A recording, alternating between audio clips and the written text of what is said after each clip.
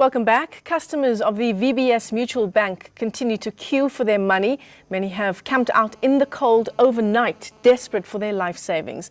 Now, the bank was placed under curatorship back in March because of a liquidity crisis. ENCA's Zikhona Chona is covering the story for us from Thohoyandou in Limpopo. Zikhona, I just can't imagine even camping overnight, even lying inside without a blanket in the cold weather that we've been experiencing. Just desperate people trying to get their own money back from VBS Bank.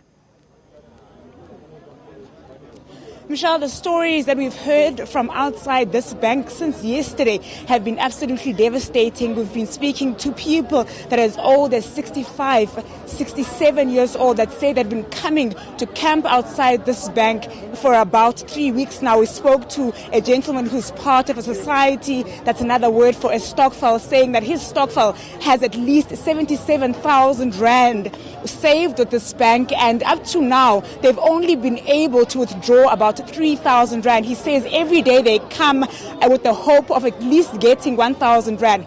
So as far as I understand, what happens is people come and queue here on the daily, and then there's a security guard who comes out and calls people by name, either their real names or the names of their societies. And after that, they go inside the bank and queue again. The queue inside the bank is actually quite long as well. I got a peep inside through the doors yesterday as well as this morning. And what happens once you're inside, each society or each person is only allowed to take out a maximum of 1,000 rand per day. So you can imagine, if you've got about 77,000 rand saved with the bank, how many days you have to keep on coming here back and forth to make sure that you're at least able to get some of your money back.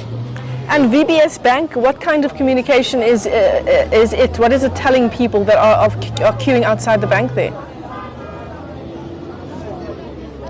That's what's been frustrating people, Michelle. People have been saying that they've been hearing by word of mouth or hearing from their neighbors that they need to come here and get their money out of the bank. They say they haven't heard any communication from the bank itself. People have been relying a lot on newspapers, the radio, as well as word of mouth. A lot of people coming here in numbers, coming in their stokvel numbers. I spoke to a gentleman yesterday who say they've been alternating in their stokvel in terms of who comes here. A lot of people are also having to travel far. A gentleman was telling us yesterday that he uses at least 150 rand to travel to the bank to be able to withdraw 100 rand, so 1,000 rand rather. So you can imagine the amount of money that people are having to use just to be able to come and camp outside here. People also complaining that they have to pay to be able to use the toilets while they are queuing outside the bank. People say they have to eat. A lot of them have come out here with lunch boxes, or others getting their family members to come in on the daily